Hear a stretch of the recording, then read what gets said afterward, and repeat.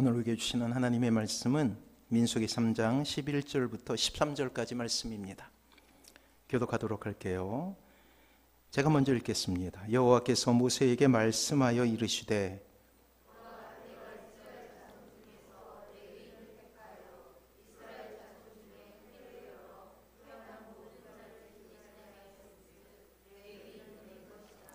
같이 있습니다. 처음 태어난 자는 다 내 것임은 그가 애굽 땅에서 그 처음 태어난 자를 다 죽이던 날에 이스라엘의 처음 태어난 자는 사람이나 짐승을 다 거룩하게 구별하였음이니 그들은 내 것이 될 것임이라. 나는 여호와이니라. 아멘. 자, 옆에 분하고 인사하겠습니다. 사랑하고 축복합니다. 사랑하고 축복합니다. 그래요. 사랑하는 성도 여러분, 이 세상 속에 살아가면서 우리는 때로 상처를 받을 때가 있죠. 원래 상처는 몸에 난 상처를 의미합니다. 다리가 부러지거나 멍이 들거나 혹은 날카로운 물건에 베이거나 할 때 흉터가 생기고 때로는 피가 나기도 하죠. 그것을 우리는 상처라고 불러요. 그런데 이 상처가 몸에만 나는 것이 아니라 마음에도 나요. 주로 사람과 사람 사이의 관계 속에서 상처가 나게 되는데, 인간관계 속에서 말이나 혹은 갈등으로 인하여서 생기게 되는 고통과 그리고 기억을 상처라고 부르는 거예요. 그러니까 이 마음의 상처는 기억이라는 저장소에 흉터가 생기는 것이라고 이야기할 수 있는 것이죠. 몸에 난 상처는 시간이 지나면 아물어요. 그런데 기억에 난 상처는 기억이 지속되는 동안은 항상 우리를 괴롭히게 되는 것이에요. 사랑하는 자녀 여러분, 여러분 상처를 받나요? 안 받나요? 받지요. 어떨 때 상처를 받게 되나요? 상처를 받게 되면 마음이 어때요? 막 아프죠. 친구들이 여러분들을 힘들게 할 때가 있어요. 그때 마음에 상처가 생기는 거예요. 욕을 하고 따돌리고 그런 대우를 받게 될 때 우리는 마음에 상처가 생기는 거예요. 때로 부모님이 여러분들을 인정해 주지 않을 때도 있어요. 아, 내가 사랑받고 있구나, 그런 마음이 생기지 않을 때도 있다라는 거예요. 그럴 때면 외로움을 경험하거나 때로 슬픈 마음이 들지요. 그것도 상처예요. 몸에 난 상처가 나면 약을 발라야 해요. 놀랍게도 하나님께서 너무 정교하게 우리 몸을 잘 만드셔서 우리의 몸에 생긴 상처는 금방 아물게 되는데, 문제는 마음의 상처예요. 열이 나면 이 해열제를 먹어야 하고, 감기에 들면 감기약을 먹어야 되죠. 다리가 부러지게 되면 기부스를 하고, 시간이 지나면 놀랍게도 뼈가 붙어서 낫게 되는 거예요. 그런데 이 마음의 상처는 잘 아물지 않아요. 여러분이 이 세상을 살다 보면 어쩔 수 없이 받게 되는 상처가 있어요. 그래서 이 땅에 마음에 상처가 없는 사람은 없어요. 그런데 이 마음에 생긴 상처에도 약이 필요하죠. 그때 약을 사용해서 치료하지 않으면 너무나 큰 상처가 되어버려요. 그래서 좀 어려운 말로 트라우마라는 상처가 있어요. 커다란 사건을 경험하게 되거나 재난을 만나게 되면 회복할 수 없는 마음의 상처가 생겨요. 그래서 나중에 여러분들이 자라게 되면 그 트라우마라는 마음의 상처가 계속 여러분들을 괴롭히게 돼요. 그리고 결정적인 순간에 여러분들을 무너뜨리게 되는 그러한 이유가 되죠. 우리 어린이 여러분뿐만 아니라 또한 어린이 되어서도 상처를 많이 받게 돼요. 엄마 아빠도 이 상처 때문에 때로 아프게 될 때도 있어요. 그런데 이 마음에 상처가 생기면 약을 발라야 되는데 동네 약국에 가서 구할 수 없는 약이에요. 그 약은 하나님께서 여러분에게 주실 수 있는 약인데 그것을 우리는 자존감이라고 불러요. 따라합니다. 자존감. 그래요. 자존감이라고 불러요. 잘 기억하세요. 자존감이에요. 자존감은 자신을 존중하고 사랑하는 마음이에요. 자존감이 잘 형성된 사람은 자신을 소중히 여기면서 다른 사람과 긍정적인 관계를 유지할 수 있게 만드는 그러한 놀라운 하나님의 선물이죠. 자신을 지탱해주는 감정의 심지가 굳건하기 때문에 혹 다른 사람이 여러분들에게 비난하거나 상처를 준다 할지라도 금방 아물게 되는 거예요. 그래서 이 땅에 살고 있는 모든 사람에게는 반드시 자존감이 필요해요. 하지만 자존감이 약한 사람은 늘 남의 시선을 의식하죠. 작은 비난이나 실패에도 깊은 절망에 빠지게 되는 거예요. 그래서 그 비난의 소리가, 그 욕하는 소리가 계속해서 들려요. 그래서 그 친구를 볼 때마다 입을 열어서 여러분들을 비난하지 않아도 괜히 상처가 생기는 거예요. 이제 조금 어려운 말로 자존감을 설명하려고 합니다. 그러면 자존감에 대해서 우리가 좀 더 잘 알 수 있게 될 거예요. 조금 어렵지만 잘 쫓아오세요. 자존감은 조금 어려운 말로 자신에 대한 존엄성이에요. 존엄성 어려운 말 나왔네요. 존엄성은 자신을 귀하게 여기는 마음이에요. 외적인 인성이나 칭찬에 의한 것이 아니라, 다시 말해서 누군가 여러분들을 칭찬해 주지 않아도 여러분들의 마음속에서 스스로 나를 사랑할 수 있는 마음이 계속해서 흘러나오게 되는 거예요. 그것을 자존감이라고 불러요.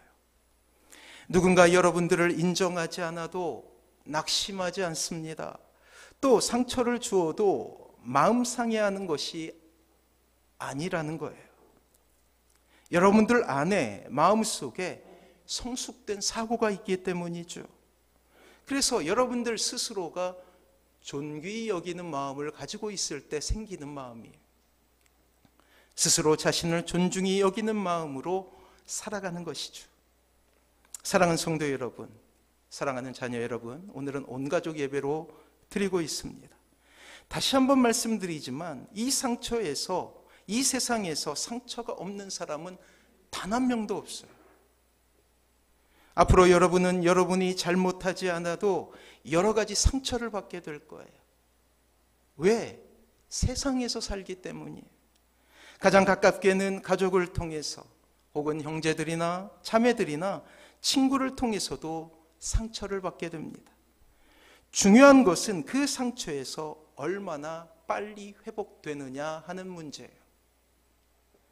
이때 상처에서 회복을 위해 필요한 약이 바로 자존감이라는 약이죠. 그럼 자존감을 키우는 방법에 대해서 알아보기 전에 이 자존감과 조금 비슷한 말이 있어요. 자존심이라는 말이 있죠. 이 두 가지를 분리해야지 좀 더 자존감에 대해서 확실히 알 수 있게 돼요. 자, 자존감은 있는 그대로 자신을 받아들이는 거예요. 그리고 자신을 소중히 여기고 사랑할 줄 아는 자기 긍정의 힘이에요. 스스로 스스로 만족한다는 뜻이에요. 그러한 자족하는 내적 여유를 지니는 것을 의미합니다. 이에 비해서 자존심은 다른 이와의 경쟁 속에서 자신의 우월감을 지킬 때, 우월감을 드러낼 때 생기는 것이 자존심이에요.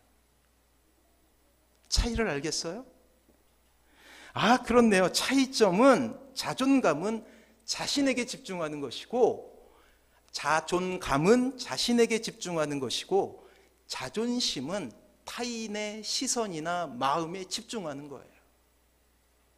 자존감은 스스로 불러일으키는 것이고, 자존심은 다른 사람으로부터 인정받을 때 생기는 것이라고요. 그래서 자존심이 강한 사람들은 자신의 우월감을 끊임없이 증명하기 위해서 때로 다른 사람에게 공격적일 수도 있어요. 자신의 우월함을 지키기 위해서 누군가에게 상처를 줄 수 있다는 거예요. 혹은 자존심이 상하게 되면 커다란 상처를 받아서 이불을 뒤집어 쓰고 밖에 나오지 않게 될 수도 있어요. 독립적인 것 같지만 실은 다른 사람을 의존하며 살아가게 된다는 거예요. 지금 우리에게 필요한 것은 자존심이 아니라 자존감이에요. 자, 이제부터 중요한 이야기를 할 거예요. 자존감은 어떻게 하면 생길까요? 사랑하는 성도 여러분, 진정한 자존감은 내가 하나님으로부터 사랑받는 존재임을 깨닫게 될 때 생기게 되는 마음이에요. 그래요. 자존감에 대해서 세상도 이야기하죠. 심리학적으로 접근하기도 하고, 교육학적으로 접근하기도 하며, 정신분석학을 통해서 접근하기도 해요. 하지만 그것은 정답이라고 할 수가 없어요. 자존감의 유일한 방법은 나를 인정하시는, 나를 사랑하시는 하나님을 만날 때만 가능한 것이라고요. 자존감을 회복할 수 있는 유일한 방법은 내가 하나님으로부터 사랑받는 존재임을 깨닫게 될 때 생기는 거예요. 이제 드디어 다른 사람의 목소리가 들리지 않아요. 다른 사람이 나를 비난해도 더 이상 상처를 받지 않을 수 있는 이유는 하나님께서 나를 사랑하신다는 것을 알기 때문이라는 것이에요. 왜 이 자존감이 하나님을 만나야 되냐면, 모든 마음의 상처의 근원에는 죄가 있기 때문이에요. 죄라는 녀석이 등장하죠. 죄 때문에 서로 상처를 주고 반대로 상처를 받기도 하는 거예요. 이 죄에 대한 유일한 해결책은 하나님이시죠. 성경이에요. 그래서 하나님으로부터 사랑받는 존재임을 깨닫게 될 때 여러분도 또한 우리의 자녀들도 자존감이라는 기적과도 같은 마음을 갖게 되는 것입니다. 그래서 하나님을 만나는 것이 중요해요. 이미 우리는 민수기 6장 나시린이라는 이 공동체를 통해서 거룩에 대해서 배워왔죠. 놀랍게도 우리가 하나님 울타리 안에 들어오는 그 순간부터 하나님은 여러분들을 거룩하게 만드셨어요. 거룩하게 만드셨다는 것은 무엇이냐면 여러분들을 따로 떼어 보호하고 계신다라는 사실이에요. 이 세상의 최고의 걸작품은 너다라고 말씀하고 계셔요. 이 세상을 창조하시고 뱉어내신 탄성은 지금도 오늘도 여러분들에게 유효한 음성이 되고 있습니다. 우리가 나시린을 배울 때도 확인했지만 그 말씀을 다시 한번 읽어보도록 할게요. 창세기 1장 31절 말씀, 여러분들을 향한 하나님의 음성이에요. 주보에 있습니다. 같이 한번 읽어봅니다. 시작. 하나님이 그 지으신 모든 것을 보시기에 심히 좋았더라. 보시기에 심히 좋았더라. 원더풀이라는 거예요. 이것이 바로 여러분을 보시는 하나님의 마음이죠. 그리고 이것을 지금까지 우리가 알아본 한 단어로 이름을 지어보면 그것은 자존감이에요. 이 말씀을 배우게 된 사람은 마음속에 자존감의 씨앗을 심게 되는 거예요. 나는 귀한 사람이구나. 바로 하나님의 눈으로 나를 바라보는 것이죠. 때문에 자기 자신을 아는 것은 신앙생활의 시작이라고 할 수가 있습니다. 하나님 안에서 자신을 발견하는 일은 너무나 중요하다라는 거예요. 이 땅에서 당하게 되는 많은 어려움 역시 만약 하나님 안에서 자신의 모습을 발견하게 된 사람이라면 그 어려움은 나의 삶을 흔들 수 없어요. 치명적인 위협을 가할 그 어떤 것도 아님을 우리는 쉽게 알 수 있다라는 거예요. 다른 사람의 비난이나 다른 사람이 나를 욕한다 할지라도 나는 결코 흔들리지 않아요. 왜요? 하나님께서 나를 너무나 소중히 보시기 때문이에요. 오늘 본문은 레위인들에 대해서 말씀하고 있습니다. 이 사람들은 이미 말씀드렸던 대로 하나님 안에서 구별받은 사람이죠.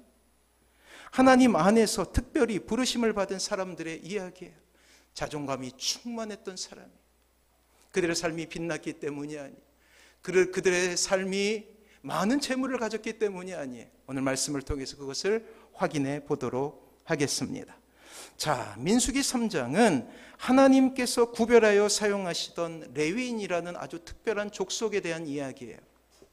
하나님은 때로 자신의 일을 위해 사람들을 구별하여 쓸 때가 있습니다. 이전에 보았던 민수기 6장에 나실인이라는 이방인들이 그러했고, 오늘 보면 한 지파 전체를 부르시는 때가 있었어요. 그것이 바로 레위 지파였죠. 특별히 레위 족속을 포함한 제사장 그룹은, 제사장들도 레위 족속 가운데 나왔으니 말이에요.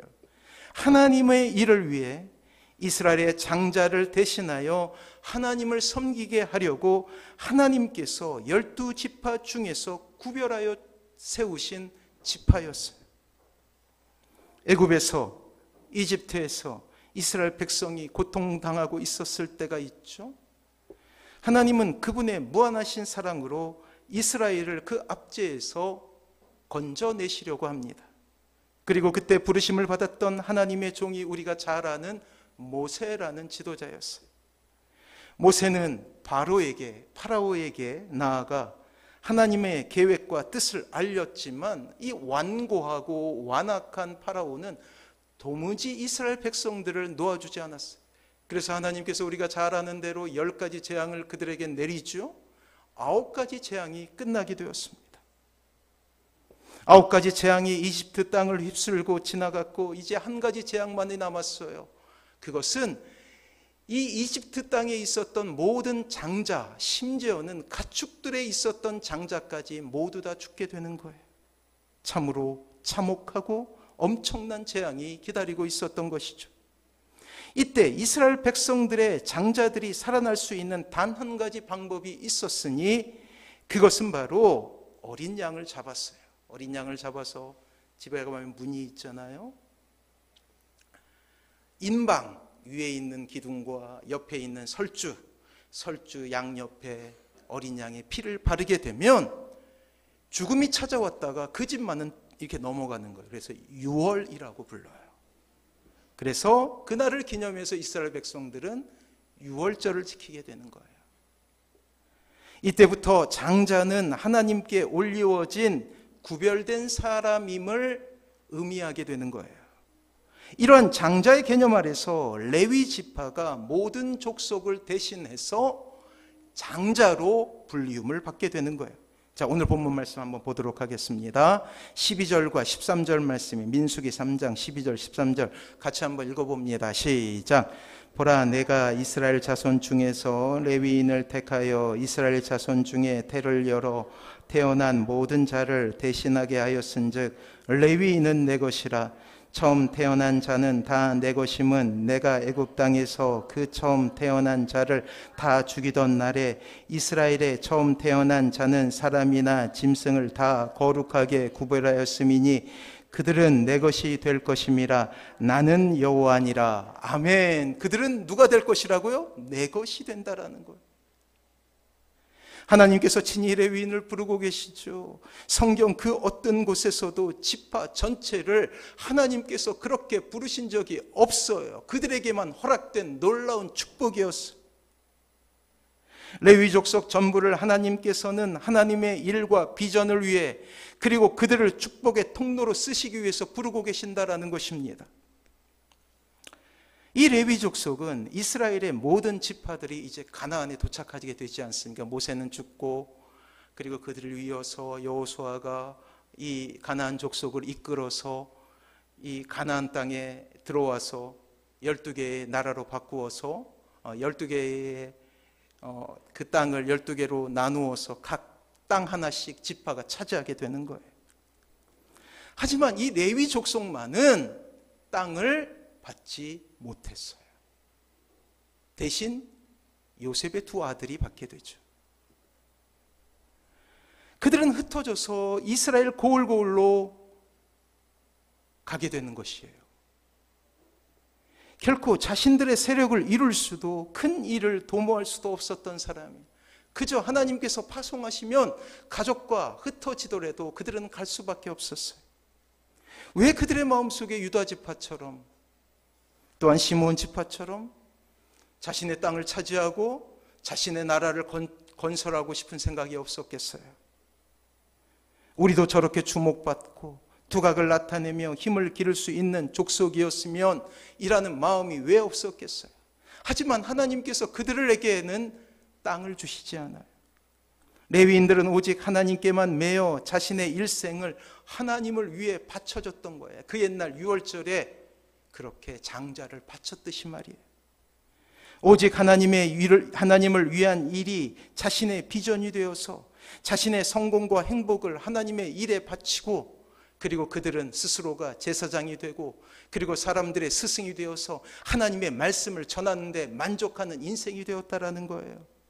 이 땅에서 자신의 영달보다 하나님을 위한 일, 그리고 이 땅의 백성들을 섬기기 위해 자신의 일생을 드렸던 사람들이에요. 사랑하는 자녀 여러분, 사랑하는 성도 여러분, 오늘 이 땅에도 레위인이 있습니다. 그래요, 예배를 드리고 있는 여러분들이에요. 하나님께서 거룩하게 구별하신 이들. 하나님은 여러분들을 향하여 태양만 바라보는 해바라기와 같이 주바라기가 되어서 살 것을 말씀하십니다. 축복하십니다. 레위인과 같이 이 세상에서 자신의 것, 자신의 땅을 인정받지 못한 사람이라 불리운다 할지라도 자신의 세력을 키워 11지파와 동등하게 그 어깨를 겨루어 보지 못한다 할지라도 자신의 터전 한번 이루어보지 못하고 뿔뿔이 흩어져 살아가야 하는 것이 이 땅에 예수님을 닮은 크리스찬의 모습일 수도 있다라는 것이에요. 하지만 우리는 알고 있습니다. 레위인이 얼마나 행복했는지 말이에요. 하나님께서 그들을 선택하셨죠. 특별히 다른 지파에게 주지 않았던 말씀의 은혜를 부어주십니다. 말씀을 해석하게 하고 말씀대로 살아갈 수 있게 하는 거예요. 그 안에서 그들은 자유함을 누리게 됩니다. 비록 가진 것이 없어요. 가진 땅이 없어요. 소출이 없었어요. 그럼에도 불구하고 하나님께서 그를 택하셨기 때문에 그들은 기뻐할 수 있게 된 거예요. 그렇습니다. 그들의 마음속에는 자존감이 생긴 거예요. 이 땅에서 부귀가 떠나가고 이 땅에서 명예가 나를 비껴간다 할지라도 하나님을 섬기는 일이요, 하나님과 사람을 연결하는 그 직분 가운데서 드디어 기쁨을 누리게 되는 것이죠. 주님께서 걸어가신 그 길을 걸어가며 기쁨을 경험했던 사람들이라는 거예요. 사랑하는 성도 여러분, 우리 또한 이 땅에 레위인으로 부르심을 받은 사람이에요. 사랑하는 성도 여러분, 우리는 이 길 끝에서 주님을 만나게 될 거예요. 그리고 주님께서 이렇게 말씀하시겠죠. 내 사랑하는 아들아, 내 사랑하는 딸아.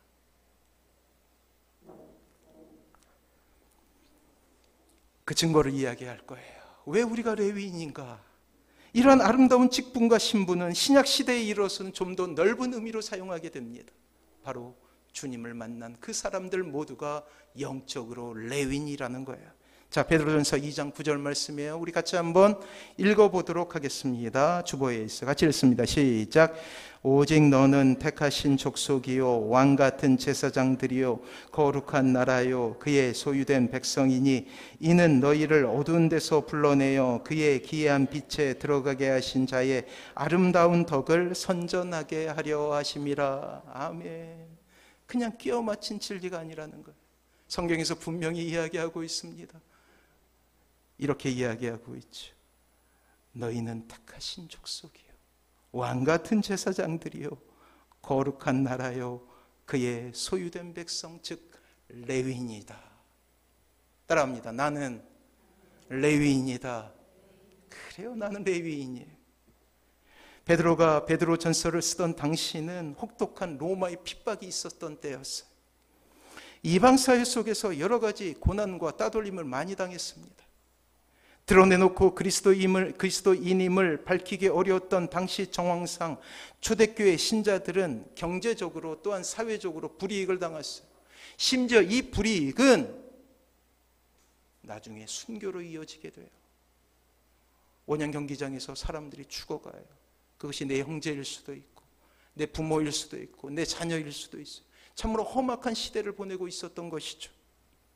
또한 그들의 고통은 여기서 그치는 것이 아니라 이방신을 버리고 우상 숭배하지 않으며 악을 행치 않기 위한 그들의 노력은 칭찬을 받는 것이 아니라 사람들의 따돌림으로 이어지게 되었다라는 거예요.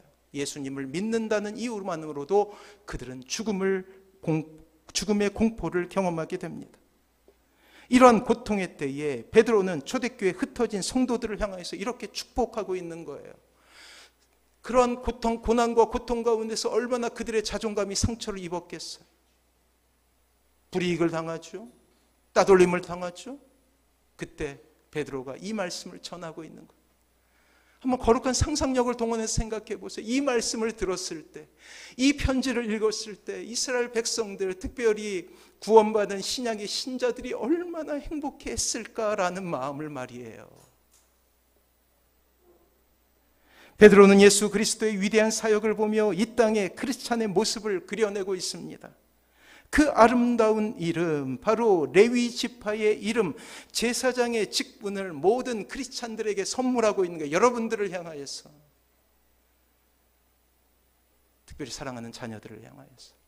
사람들이 나를 인정하지 않아도, 때로 친구들이 나를 업신여겨도, 따돌림을 당해도 하나님이 나를 사랑하시기 때문에 나는 행복한 사람입니다라며 고백하며 살아갈 수 있게 되는 거예요. 그래서 민수기 3장과 베드로전서 2장은 연결되어 있는 본문이죠. 우리같이 쓸모없는 존재를 구원하신 것도 황송한데 하나님의 일꾼으로 삼으시고 그 아름다운 이름 레위인을 주신 거예요. 비록 땅은 물려받지 못했어도 우리에게는 레위인이라는 자존감이 있어요. 때로 지금도 크리스찬으로 살아가는 것이 우리에게 무거운 짐이 될 수 있죠. 그러나 결코 그 이름을 포기할 수 없음을 우리는 잘 알고 있지 않습니까? 사랑하는 성도 여러분, 그 길 끝에서 우리는 주님을 만나게 될 거예요. 우리의 몸은 상하고 다쳐서 때로는 피고름이 나게 되겠죠. 외적인 상처뿐만 아니라 마음에도 커다란 상처를 입을 수도 있어요. 이러한 전쟁 가운데서 우리 몸은 상하고 우리 옷은 다 헤어지고 힘듦과 고생으로 가득하게 될 것입니다. 하지만 그 길 끝에서 주님은 여러분들을 안아주시면서 이렇게 말씀하실 거예요. 힘들지, 수고했어. 사랑하는 딸아, 사랑하는 아들아. 주의 길, 참으로 가치 있는 그 길에 있는 주의 백성들을 향한 하나님의 놀라운 축복을 마음속에 받아들이시기를 축원합니다. 어떤 세미나에서 한 강사가 20달러짜리 지폐를 들고 이렇게 이야기합니다. 여러분은 이 돈을 갖고 싶나요? 20달러면 오늘날로 하면 한 23만 원 정도 되겠죠? 20달러 지폐를 가지고. 그러니까 여기저기서 학생들이 뭐 난리가 났어요. 20만 원 받겠다고 그냥 저요.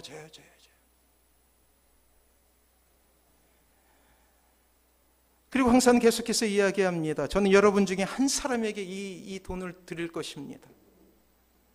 그 전에 먼저 여기를 주목해 주시길 바랍니다. 그러더니 갑자기 가지고 있었던 20달러 막 구겨요. 구기더니 딱 손을 들면서 이렇게 이야기합니다. 이 구겨진 지폐라도 여러분들 갖고 싶으십니까? 그 사람들이 이렇게 막 손을 들면서 또 이야기하죠. 20달러는 변함이 없잖아요. 저요 막 소리를 지르는 거예요. 그리고 나서 다시금 20달러 다시 지폐를 바닥에 떨어뜨려서 막 밟고 있어요. 침을 뱉습니다. 더러워졌어요. 그리고 이 지폐를 들어서 손을 들고 이야기합니다. 이 지폐를 가지고 싶습니까? 그러자 학생들이 23만 원인데 얼마나 그냥 경쟁이 심하든지 그래도 저요 하고 받고 싶어 했다라는 거예요. 사랑하는 성도 여러분, 여기서 우리는 아주 중요한 교훈 하나를 얻게 됩니다. 그 교수는 이렇게 이야기해요. 제가 아무리 20달러 지폐를 가지고 마구 끼고 발로 밟고 그렇게 했을지라도 이 20달러의 가치는 사라지지 않는 것처럼 우리 인생 가운데 아무리 큰 상처를 받고 때로는 따돌림을 당하고 그리고 사람들의 공격을 받는다 할지라도 우리의 가치는 망가지지 않는다. 사라지지 않는다. 우리의 가치는 무엇이에요? 십자가가 우리의 가치 아닙니까? 주님께서 여러분들을 이렇게 사랑했노라고 그렇게 우리에게 증명하고 있는 십자가만큼이 여러분들의 가치라는 거예요. 사랑하는 성도 여러분, 하나님 안에 있을 때 우리는 가장 가치 있는 존재가 되는 것입니다. 레위인을 부르시듯이 여러분들을 오늘 초대하셔요. 우린 손을 들면 돼요. 아멘, 제가 여기 있습니다. 저는 레위인입니다. 오직 너희는 택하신 족속이요 왕같은 제사장이요 거룩한 나라요 그의 소유된 백성이니 이는 너희를 어두운 데서 불러내어 그의 기이한 빛에 들어가게 하신 자의 아름다운 덕을 선전하게 하려 하심이라. 이것이 여러분들의 가치인 거예요. 사랑하는 성도 여러분, 여러분은 사랑받기 위해 태어난 사람입니다. 따라합니다. 나는 사랑받기 위해 태어났다. 그래요. 세상 사람들이 아니라 하나님의 사랑을 받기 위해 태어난 거예요. 악한 영 끊임없이 여러분들의 가치를 훼손하기 위해 찾아올 거예요. 때로는 가족이라는 이름으로, 때로는 친구라는 이름으로, 직장 상사라는 이름으로 여러분들에게 찾아올 수도 있어요. 하지만 변함없는 것은 여러분들의 가치예요. 주님께서 십자가에서 증명하신 그 가치만큼 여러분들은 좋은 사람인 거예요. 사랑하는 성도 여러분, 우리 자녀들이 살아갈 이 땅을 위해서 기도해 주시기 바랍니다. 험악해요. 돈으로 인하여서 아이들이 평가를 받는 시대를 우리는 살아가고 있어. 돈을 얻어서 교만한 시대이고 돈을 잃어서 죽음을 경험하는 시대를 우리가 살아가고 있어요. 그 옛날로 하면, 레위 지파로 하면 땅이 있어서 행복한 사람, 땅이 없어서 불행한 사람으로 나누어지는 시대를 우리는 살아가고 있다고요. 우리에게 필요한 것은 사랑하는 자녀들의 자존감이에요. 그것이 있건 없건 상관없이 예수님께서, 하나님께서 나를 사랑하기에 나는 참으로 귀한 사람입니다 라고 고백하며 행복할 자녀들을 꿈꾸시기 바랍니다. 또한 이 땅에 정의가 회복되고 사람이 먼저인 세상이 될 수 있도록 기도해 주시기 바랍니다. 그렇게 기도하고 그렇게 살아갈 때 그 나라, 하나님의 나라는 이 땅에 임하게 될 거예요. 이 놀라운 세상을 꿈꾸며 주님 앞에 나아가시는 사랑하는 모든 성도님들 되시길 주님의 이름으로 축원합니다. 우리 찬양하겠습니다. 힘들고 지쳐 다시 한번 할까요? 힘들고 지쳐. 오늘 주신 말씀하고 너무나 맞는 말씀이라서 우리가 찬양하도록 하겠습니다. 힘들고 지쳐 낭망하고 넘어져.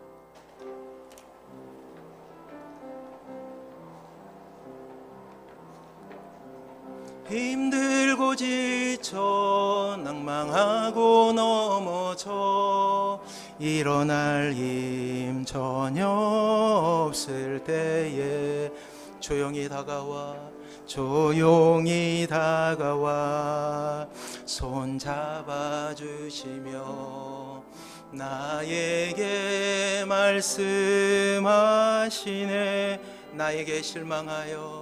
나에게 실망하며 내 자신 연약해 고통 속에 눈물 흘릴 때에 못 자국난 그 손길 눈물 닦아주시며 나에게 말씀하시네. 너는 내 아들이라. 너는 내 아들이라. 오늘날 내가 너를 낳도다. 너는 내 아들이라. 나의 사랑하는 내 아들이라. 언제나 변함없이 너는 내 아들이라. 나의 십자가 고통, 해산의 그 고통으로 내가 너를 낳았으니 너는 내 아들이라. 오늘날 내가 너를 낳도다. 너는 내 아들이라. 나의 사랑하는 내 아들이라. 다시 한번 고백할 때 힘들고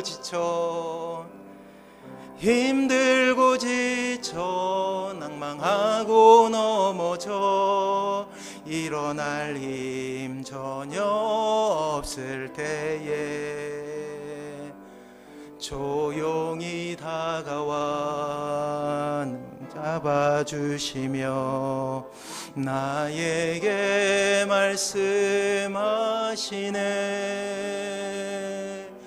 나에게 실망하며 내 자신 연약해 고통 속에 눈물 흘릴 때에 못자국난 그 손길 눈물 닦아주시며 나에게 말씀하시네. 너는 내 아들이라. 너는 내 아들이라. 오늘날 내가 너를 낳도다. 너는 내 아들이라. 나의 사랑하는 내 아들이라. 언제나 변함없이 너는 내 아들이라.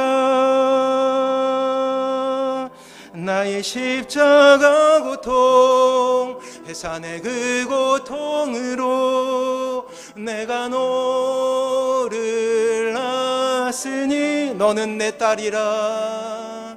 너는 내 딸이라. 오늘날 내가 너를 낳도다. 너는 내 딸이라.